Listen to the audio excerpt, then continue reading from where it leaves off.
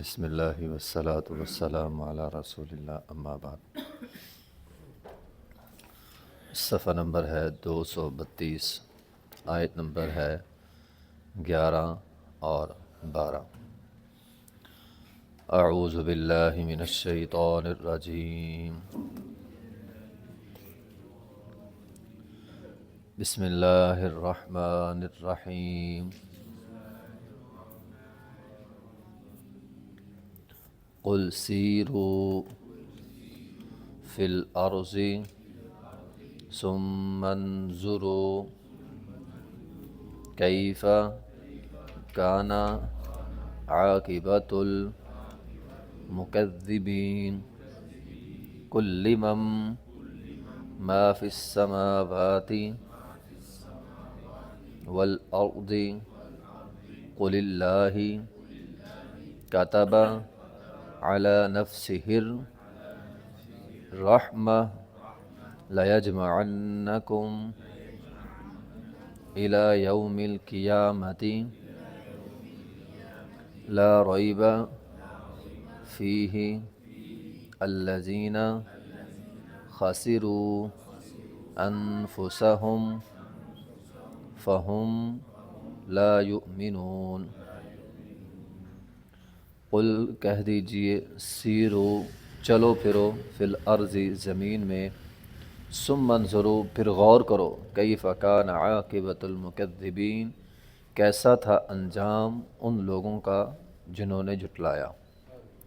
قل اے پیغمبر آپ کہہ دیں، لمن ما فی السماوات والارض، کس کی بادشاہت ہے، کون ہے جو آسمانوں میں بھی ہے اور زمینوں میں بھی ہے، آسمان اور زمین میں بادشاہت کس کی ہے؟ قل اللہ، اے پیغمبر آپ خود کہیں اللہ، اللہ ہی مالک ہے آسمان کا اور زمین کا۔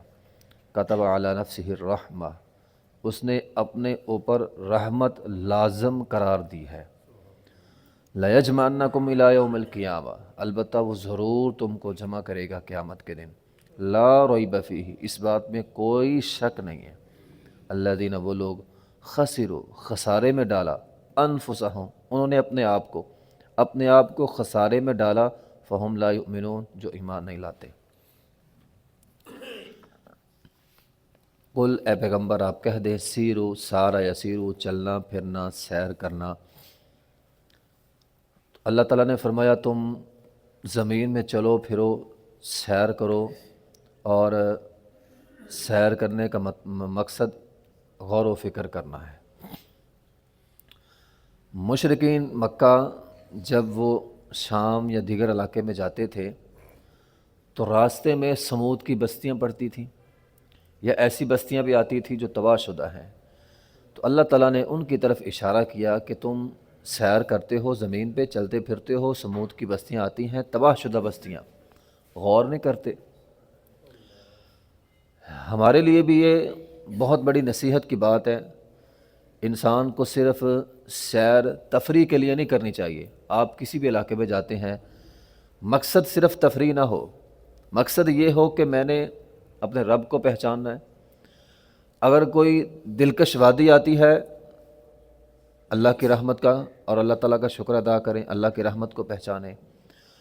اگر کسی جگہ کوئی تباہ شدہ بستی، کوئی تباہ شدہ علاقہ، آفت زدہ علاقہ آتا ہے تو عبرت حاصل کریں۔ تو یہ سیر کا مقصد ہو۔ ثم منظروا، غور و فکر کرنا، عبرت حاصل کرنے کے لیے لفظ استعمال ہوتا ہے۔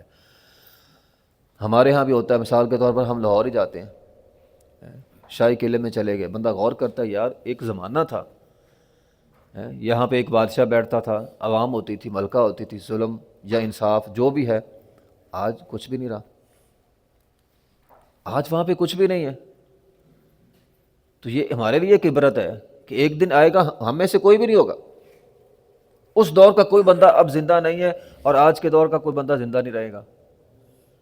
تو یہ اس طرح بندہ نصیحت حاصل کرتا ہے۔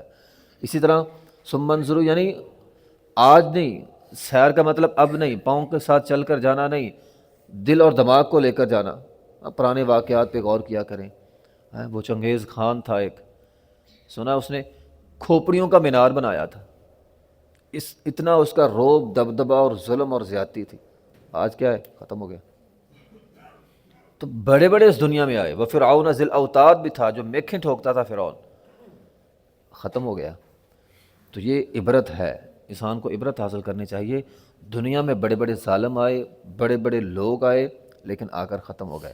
وَكَأَيٍّ مِّن قَرْيَةٍ أَهْلَكْنَاهَا وَهِيَ ظَالِمَةٌ فَهِيَ خَاوِيَةٌ عَلَىٰ عُرُوشِهَا، زمین میں چلو پھرو سیر کرو، تمہیں ایسی بستیاں ملیں گی جو الٹا دی گئی ہیں، ختم ہو گئی، چھتیں گر گئی ان کی، ویران۔ وَبِئْرٍ مُعَطَّلَةٍ، ایسے کنویں ملیں گے کہ ایک زمانہ تھا اس کنویں پر لڑائی ہوتی تھی، یہ کنواں میرا ہے، یہ میرا ہے، اب وہ بیکار پڑے ہیں۔ وَبِئْرٍ مُعَطَّلَةٍ، ایسے کنویں آپ کو ملیں گے۔ وَقَصْرٍ مَشِيدٍ، ایسے ایسے محل جن پہ لوگ مرتے تھے، آج وہ آپ کو ویران ملیں گے، ایسے محل موجود ہیں۔ وَقَصْرٍ مَشِيدٍ أَفَلَمْ يَسِيرُوا فِي الْأَرْضِ، زمین میں چلو پھرو غور کرو، فَتَكُونَ لَهُمْ قُلُوبٌ يَعْقِلُونَ بِهَا أَوْ آذَانٌ يَسْمَعُونَ بِهَا فَإِنَّهَا لَا تَعْمَى الْأَبْصَارُ وَلَكِنْ تَعْمَى الْقُلُوبُ الَّتِي، یہ اصل بات ہے۔ اللہ تعالیٰ فرماتے تم یہ سمجھتے ہو بندہ آنکھوں کا اندھا ہوتا ہے، نہیں، آنکھوں کا اندھا نہیں ہوتا، بندہ دل کا اندھا ہوتا ہے۔ قلعے بھی دیکھ لیے، کنویں دیکھ لیے، ویران پڑے ہیں، سارا کچھ دیکھ لیا، پھر بھی عقل نہیں کر رہا۔ اصل میں اندھا پن یہ ہے، دل کا اندھا پن کوئی اندھا پن نہیں ہے، آنکھوں کا اندھا پن کوئی اندھا پن نہیں ہے، اصل اندھا پن دل کا اندھا پن ہوتا ہے۔ تو یہ ہے قُلْ سِیرُوا فِی الْأَرْضِ، انسان جب بھی کبھی اللہ موقع دے زمین پہ چلنا پھرنا چاہیے، غور و فکر کرنے کے لیے، کیف کان عاقبۃ المکذبین، جو اللہ کو جھٹلانے والے تھے ان کا انجام کیسے ہوا۔ قُل لِمَن مَا فِی السَّمَاوَاتِ وَالْأَرْضِ قُلِ اللَّهُ، زمین و آسمان میں بادشاہت کس کی ہے؟ اللہ سوال بھی کر رہا ہے اور بطور دلیل کے کہ خیال کسی اور طرف نہ جائے، قُلِ اللَّهُ، اللہ تعالیٰ نے خود جواب بھی دے دیا، اللہ آسمان اور زمین کا مالک ہے، ٹھیک ہے۔ اب اگر کوئی بندہ یہ بات تسلیم کر لیتا ہے اللہ آسمان اور زمین کا مالک ہے، تو پھر عبادت اللہ کی کیوں نہیں کرتے؟ اور اس معاشرے کے اعتبار سے نظر و نیاز غیر اللہ کے نام پر کیوں ہے؟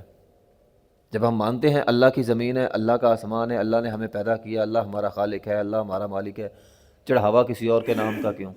نیاز کسی اور کے نام کی کیوں؟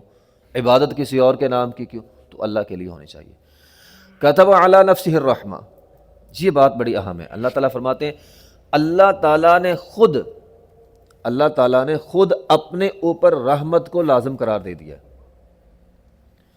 محترم بھائیو، یہ اللہ تعالیٰ کی رحمت ہی ہے کہ ایک بندہ ہو کے اللہ کے ساتھ شرک کرے اور اللہ اس پر عذاب نہ بھیجے، یہ اللہ تعالیٰ کی رحمت ہے۔ ورنہ شرک اتنا بڑا جرم ہے کہ اللہ زمین میں دھنسا دے بندے کو۔ بندے کی کیا اوقات ہے کہ اللہ تعالیٰ کے ساتھ کسی کو شریک ٹھہرائے؟ یہ اتنا بڑا جرم ہے، جس طرح ہم کسی ماڑے کو تڑی مارتے ہیں، تیری کیا اوقات ہے؟